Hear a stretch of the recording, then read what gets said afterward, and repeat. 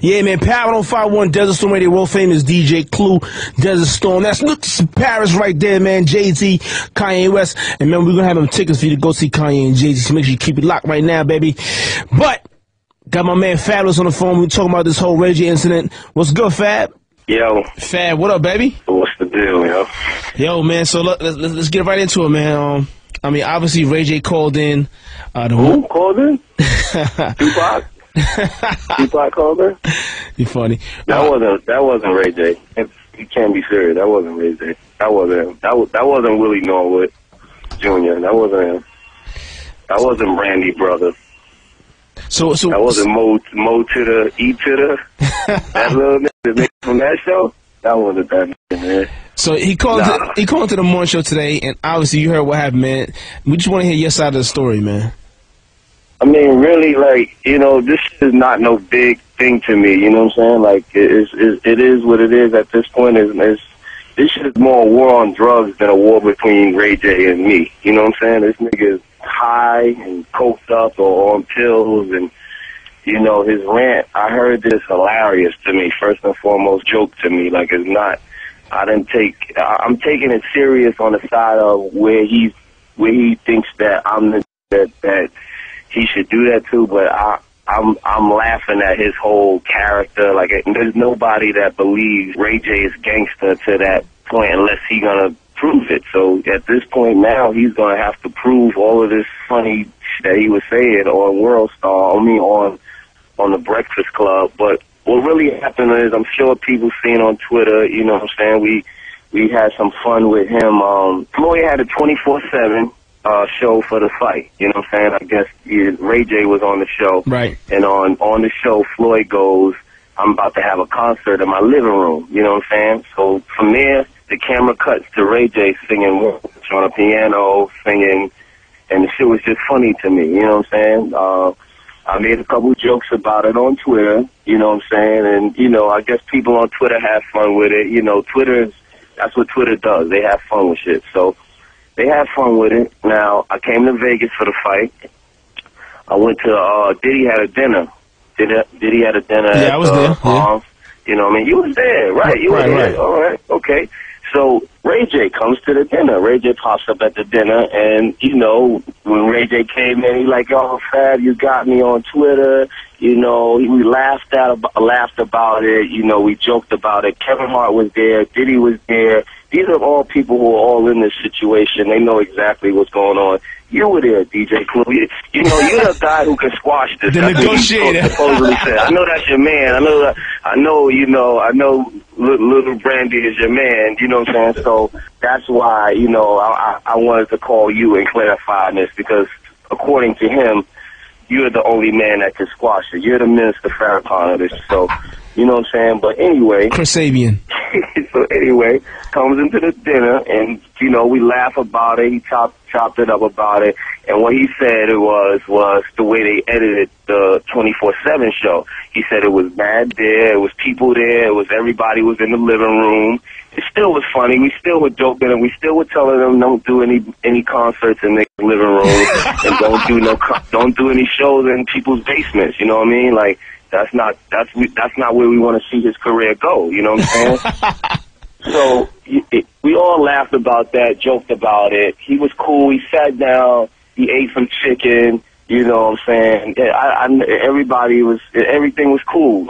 Everything water under the bridge. I have a show here at the Palms with Jadakiss and Styles P, and I see him, and he's like, yo, we gonna come down to the show later. Everything's cool. I'm like, shit, cool. I'll see you at the show. Whatever. We get to dinner. I went to dinner before the show. I see Kevin Hart. He said, yo, I just seen Ray J. He got on a little red hoodie, and he just told me, yo, we got 7 Rolls Royces, and, you know, the is on deck. We just get money out here. The money team, he just talking crazy, whatever. He said, okay, Kevin Hart said, I just looked at him and said, okay, and dapped him and walked off. You know what I'm saying? So we laughed about that, da-da-da-da-da. But I had no feeling that Ray J had any problems with me whatsoever. You know what I'm saying? Right. So we go to the show. I'm walking down the hallway to the show. I see Kiss. Say what's up to Kiss. as you come down hallway, seeing everybody there. I see 50 against the wall. I see Floyd against the wall, and I see Brandy's brother with the red hoodie on. You know what I'm saying? Because Kev just told me he just seen him with the red hoodie. So I walk up. I get 50. I get 50 at that. I'm going to get Floyd at that, and then Ray J chimes in and says, "Yo, my nigga, we here with the money team. I'm here with the money team, and you know we was talking about the jokes, and wasn't feeling the jokes." So I'm thinking, like I'm laughing, like I'm thinking he's continuing to talk or something from the dinner, you know, and still making more joke of it and probably bringing it back up. I felt the joke was over, but I'm laughing with him anyway, you know, just to not make him look stupid, you know what I'm saying? So Right. I go to speak to Floyd, but he's still like chiming away over in my ear. So I look back over to hear what he's saying. He's like, "Yo, man, Nick, real Nick," and he loves to make this rant about 7 Rolls Royces outside and bitches by the pool and, you know, and all his whatever, which means to me. So, you know, he's saying this at this time. So I'm like a Ray J, you know, I don't know what he's talking about, whatever. So now I look over at 50 and 50's just looking, and they're looking like they're just trying to see what Ray J is talking about. So now I look back over to Ray J.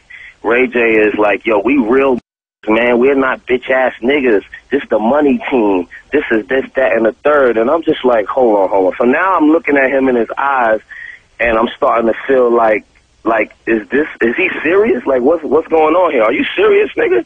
So I asked him, I'm like, "Yo, like, Ray J, what's wrong with you, man? Like, are you serious? What are you talking about?" So he like, "Nah, 'cause this real getting this money, Fab, getting money out here, man. You know what I mean? We on the West Coast, we mobbing, we getting money." I'm like, "Yo, seriously, Ray J, man? Like, I don't know what you're talking about right now. I don't know what's going on. I don't know what show he's talking about. The money team is right here, Floyd and 50. I said, "Yo, this don't really got nothing to do with Floyd and 50. I don't know what you're talking about, but this is me and you. Like, what are you talking about?" And he's starting to say, like, he still says, so I'm like, "Yo, all right, Ray J."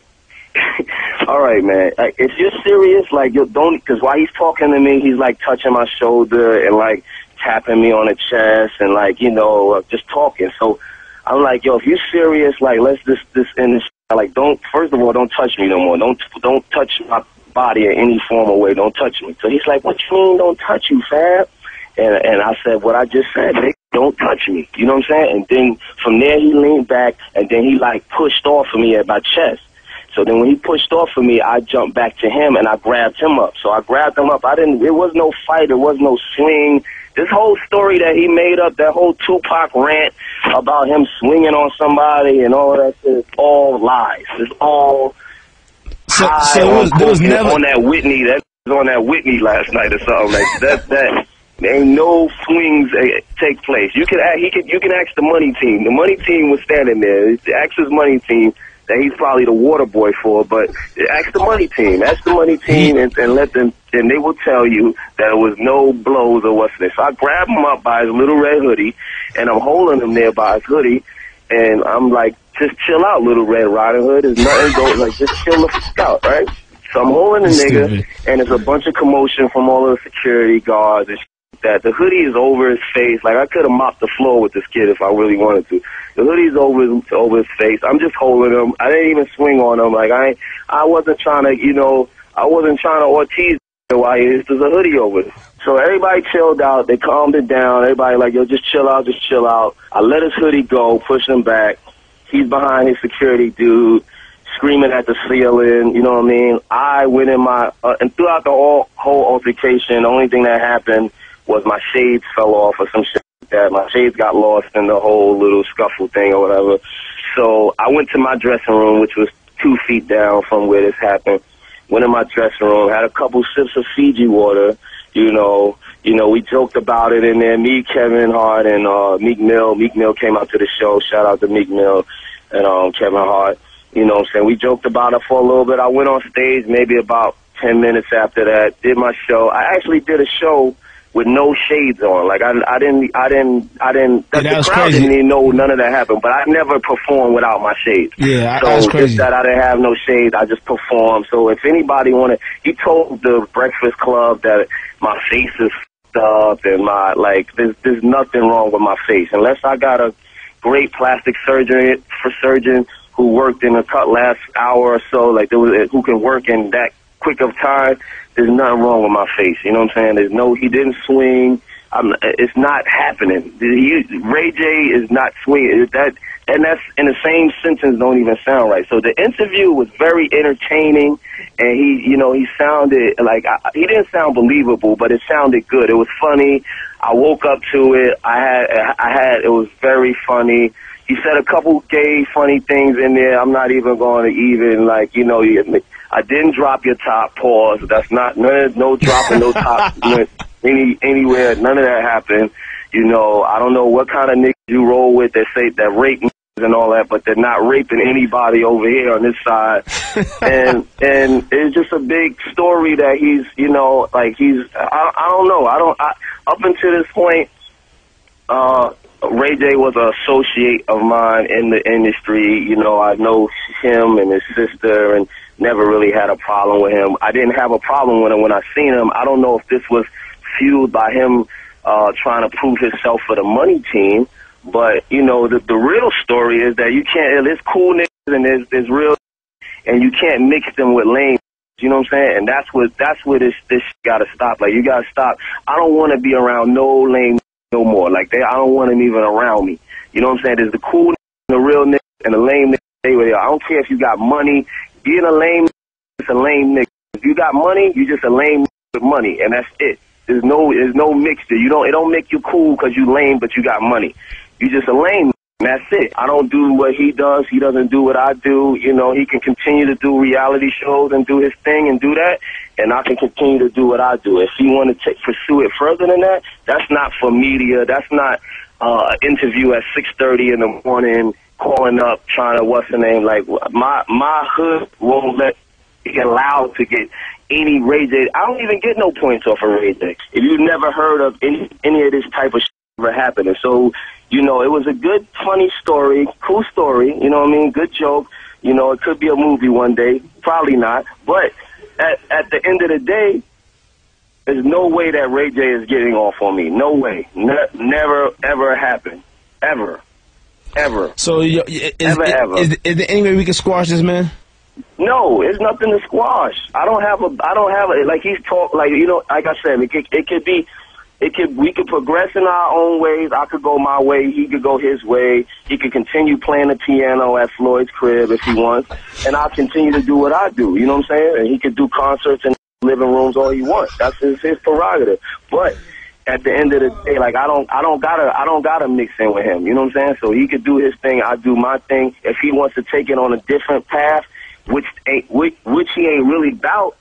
But if he want to take if he want to go there, then it could go there, but it won't go there through the media. It's already amplified on Twitter and on radio about people have heard his little story. Like, I was not going to pay this attention, but I don't want people in the back of their mind thinking maybe I'm being silent because Ray J actually, there's some smart people in the world that don't believe this whole little story, but there's some people that don't know. So I had to speak on it, but it's nothing to squash. You know what I mean? I know you're, Clue Farrakhan is trying to Clue put Sabian, Clue Sabian. Yo, listen, whatever, Clue Sabian, whatever you trying to do here, but I can talk a bird down from a tree. Squash. Yo, Fab, man, I appreciate you calling in, man. Look, man, I'm a good person, man. I could talk a cloud down from the sky. So I'm gonna try to work on this and get this whole thing squashed out for you, man. In the morning in the club, I don't know. He was doing interviews with Charlemagne and Envy and Angela Yee, and I guess maybe that's what he thought was gonna work for him. But nobody like real don't believe that. Anybody real with any sense of knowledge in them don't believe that. Like that story is made up stories. Yo, I gotta thank you for calling in, Fab, man. Yo, I know you got stuff to do. I'll see you when you get back to the city, man. Yeah, man, I'll be back real soon, man. I gotta get some music out behind this. Stay out of trouble, Fab. Yeah, man. I try. I'm just trying to stay on Twitter too, man. That's where I get in the most trouble at, on Twitter. Yeah, man. But they can follow me. I think I'm gonna get in some more trouble now. I think I'm gonna go on Twitter after this interview. We're gonna try to